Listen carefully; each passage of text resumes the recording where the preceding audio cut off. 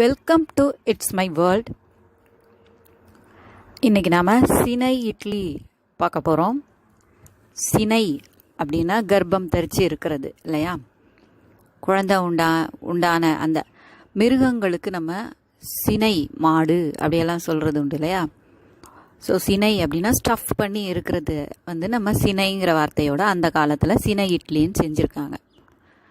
அதை குழந்தை உண்டானவங்களுக்கு அது ஒரு சிம்பாலிக்காக அதை கொடுக்கறது உண்டு. அதுக்கு உள்ள ஸ்டஃப்பு நிறைய விதவிதமாக செய்கிறது உண்டு. அதில் ஒரு விதம் நம்ம இன்றைக்கி செஞ்சு பார்க்க போகிறோம். இனிப்பில் செய்யலாம், காரத்தில் செய்யலாம், வெல்லத்தில் செய்யலாம், கருப்பட்டியில் செய்யலாம், எள்ளு, கடலைப்பருப்பு, பாசிப்பருப்பு அப்படி நிறைய எதில் வேணால் செய்யலாம். இன்றைக்கி நம்ம செய்ய போகிறது பொரிகடலை, எள்ளு, வெல்லம் இதையெல்லாம் வச்சு நம்ம செய்ய போகிறோம். இது சிம்பிளாக தான் செஞ்சுருக்குது. செய்கிறது ஈஸி தான். இட்லி மாவு இருந்தால் போதும். எந்த பாத்திரம் நமக்கு இருக்கோ நமக்கு பிடிச்ச டிசைனில் கூட செஞ்சுக்கலாம். வாங்க பார்க்கலாம். இப்போ பாருங்கள், இதில் இட்லி மாவு எடுத்து வச்சுருக்கிறேன். என்கிட்ட இருந்த இட்லி மாவில் இதை செஞ்சுருக்கேன். எள்ளு, ஏலக்காய் தூள், இது எள்ளு எடுத்து வச்சுருக்கிறேன். 2 டேபிள் ஸ்பூன் எடுத்துருக்கிறேன். உங்கள் விருப்பம்தான். பொரிகடலை 1/2 கப் எடுத்துருக்கிறேன். 2 சம அளவும் கூட எடுத்துக்கலாம். 1/2 கப் எள்ளு, 1/2 கப்பு கூட எடுத்துக்கலாம். தேங்காய் 1 கப்பும் எடுத்துக்கலாம். நான் 1/2 கப்பு தான் எடுத்துருக்கிறேன். உங்கள் இஷ்டம். இந்த இன்க்ரீடியன்ட்ஸ் உங்களுடைய விருப்பம்தான். அதுக்கு ஏற்ற மாதிரி அந்த 2 1/2 கப்புக்கு ஏற்ற மாதிரி நீங்கள் 1 கப்பு வெல்லம் நீங்கள் எடுத்துக்கலாம். அல்லது உங்கள் இனிப்புக்கு ஏற்ற மாதிரி லேசாக ஒரு 1/2 பிஞ்சு, நம்ம எடுத்துக்கிற அளவை பொறுத்து 1 பிஞ்ச் அல்லது 1/2 பிஞ்சு உப்பு சேர்த்துக்கிட்டா நல்லது. இப்போ நம்ம வாணலியில் எள்ளை போட்டு வறுக்க போகிறோம். எள்ளை முதல்ல நல்லா சுத்தம் பண்ணிவிட்டு அதை நம்ம வறுக்க போகிறோம். அது லேசாக வெடிக்க ஆரம்பிக்கும் பாருங்கள். அப்போ அடுப்பை ஆஃப் பண்ணிவிட்டு அதை ஒரு தட்டில் தட்டி வச்சுருவோம்.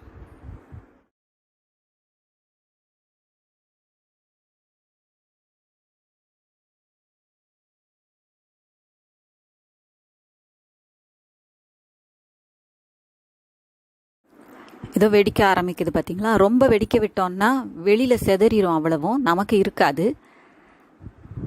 ஸோ இதை வெடித்ததை தட்டியாச்சு. இப்போ இதில் பொய்கடலை நமக்கு ஏற்கனவே பொரிஞ்சது தான்னாலும் லேசாக இதுலேயும் பொரிச்சிக்கிட்டோம்னா நல்லது. ஒரு வேளை நமுத்து போய் இருக்கலாம். இப்போ தான் பாக்கெட்லேருந்து எடுக்கிறீங்க, நல்லா பொறுன்னு இருக்குதுன்னா வறுக்க வேண்டிய தேவையில்லை.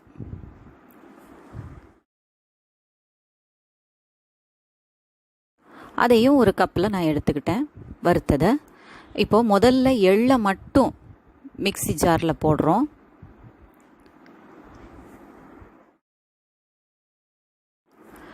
அதை மட்டும் ஒரு 2 சுற்று சுற்றி, முழுசாக மாவு மாதிரி அரைக்க வேண்டிய அவசியம் இல்லை.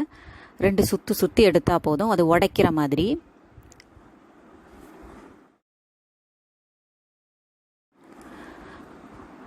அதை எடுத்து திரும்ப அதே தட்டில் நம்ம தட்டி வச்சுருவோம்.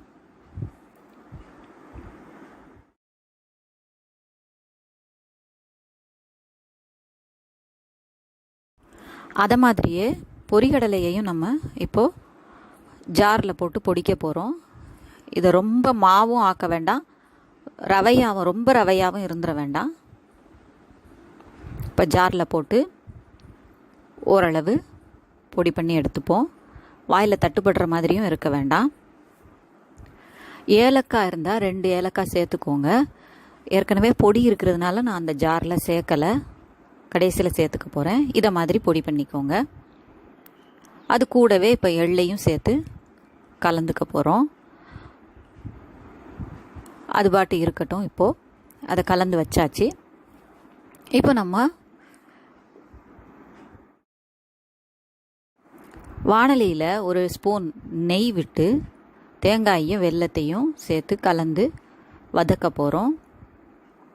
அந்த வெல்லத்திலிருந்து வெல்லமும் தேங்காயும் சேர்ந்து வெல்லம் கரைஞ்சி மிக்ஸ் ஆகிற வரைக்கும் மட்டும் நம்ம வதக்க போகிறோம்.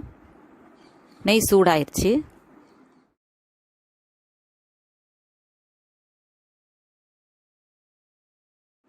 அதில் தேங்காய் போட்டிருக்கேன். இன்னும் கொஞ்சம் தேங்காய் முடிஞ்சால் நீங்கள் போட்டுக்கலாம், வேணும்னா சேர்த்துக்கலாம், அது உங்கள் விருப்பம். இதில் இப்போ லேசாக வதக்கிட்டு இதில் நம்ம வெல்லத்தை போட்டு வதக்க போகிறோம். அது ஒரு மாதிரி சேர்ந்து வர வரைக்கும் வதக்க போகிறோம். ஏலக்காயும் இதிலையே சேர்த்துக்கிறோம்.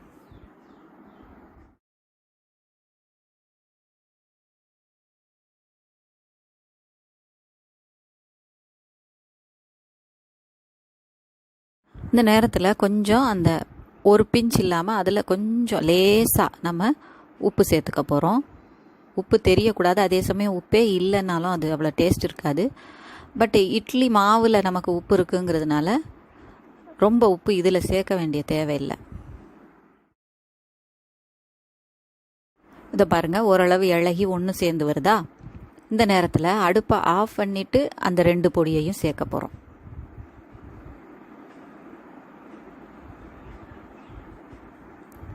ஸோ அதை அதில் போட்டு நம்ம வேக வைக்கலை, கலந்து எடுக்க போகிறோம். அதில் இருக்கிற ஈரப்பதெல்லாம் சேர்ந்து அதில் சேரும்.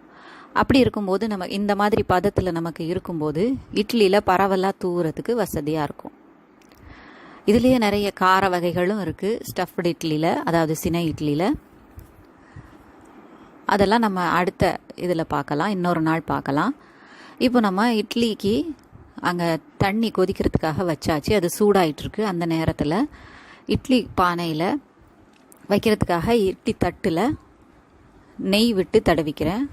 உங்களுக்கு நல்லெண்ணெய் இருந்தால் சேர்த்துக்கலாம். ஏன்னா நம்ம இது இனிப்புங்கிறதுனால நான் நெய் விட்டு தடவுறேன். துணி போட்டு வைக்கிறதா இருந்தாலும் ஓகே. இப்போ இதில் நான் நெய் தடவி அதில் பாதி அளவு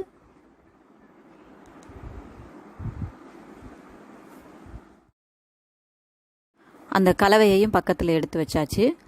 பாதி அளவு மாவு ஊற்றி அதில் இந்த கலவையை போட்டு அதுக்கு மேலே திரும்பவும் மாவை ஊற்றி நம்ம வேக வைக்கணும். அது நல்லா உப்பிட்டு வரும். இந்த குழந்தை உண்டானவங்க வயிறு மாதிரி நல்லா குண்டாக வரணும். அதனால தான் இதுக்கு பேர் சினை இட்லி அப்படிங்கிறது. இதை மாதிரி தூவிக்கோங்க.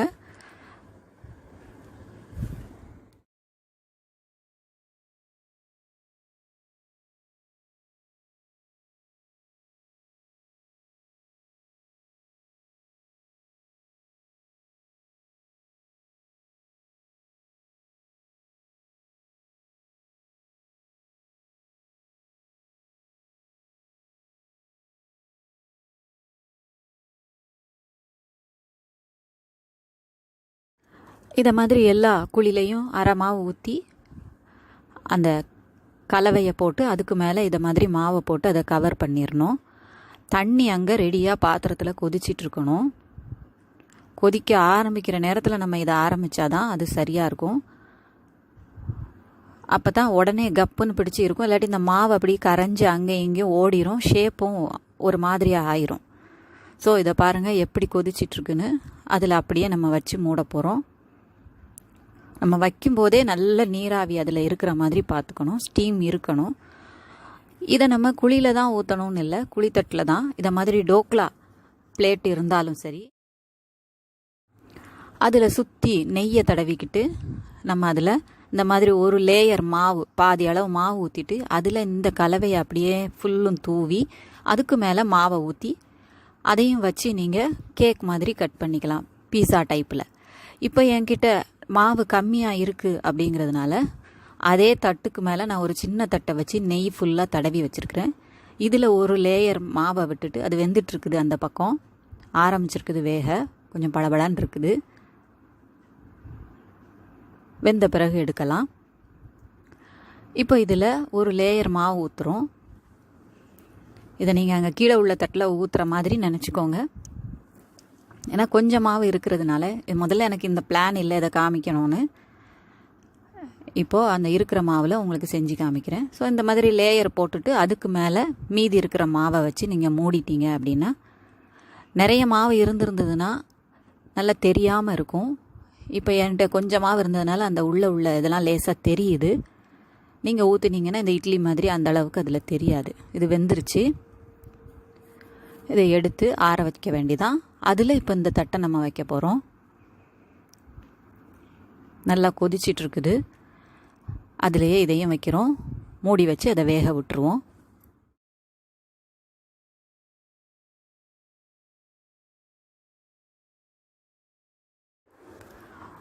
வெந்துக்கிட்டு இருக்கு.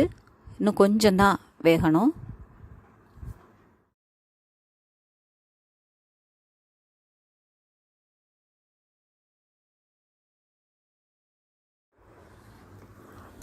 இப்போ அடுப்பு ஆஃப் பண்ணியாச்சு. அந்த சூட்டில் அது இருக்கட்டும். அந்த இட்லியை ஆற வச்சுருந்தேன். இப்போ அதிலேருந்து எடுக்க போகிறோம். அடுத்தது இப்போ ஓரளவு ஆறிடுச்சு அப்படிங்கிறதுனால நான் ஸ்பூன் வச்சு எடுக்கிறேன். நல்லா வருது. அதை மாதிரி எல்லாத்தையும் எடுத்துக்கோங்க. சென இட்லி ரெடி ஆயிடுச்சு. அந்த பிளேட்டில் இருந்தும் எடுத்து இதோ வச்சாச்சு. இதை நம்ம இந்த பிளேட்டில் செஞ்சதை நம்ம கேக் மாதிரி வெட்டிக்கலாம். அது வெட்டி எப்படி இருக்குன்னு பார்ப்போம். பாருங்கள்.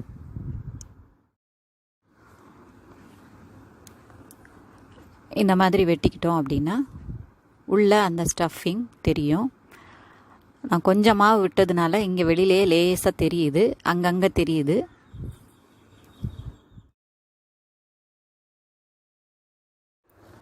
இதை மாதிரி விதவிதமான ஷேப்பில் இப்படி ஸ்டஃப் பண்ணி கொடுத்தோம் அப்படின்னு குழந்தைங்க நல்லா சாப்பிடுவாங்க. உள்ளே நல்லா சத்தானது வச்சு கொடுத்தோம்னா நல்லது. இந்த பொரிகடலையும் எள்ளும் குழந்தைங்களுக்கு நல்லது. இரும்பு சத்துலாம் கிடைக்கும், கால்சியம் கிடைக்கும். அதனால் இதை மாதிரி செஞ்சு தரலாம். இதோ பாருங்கள்.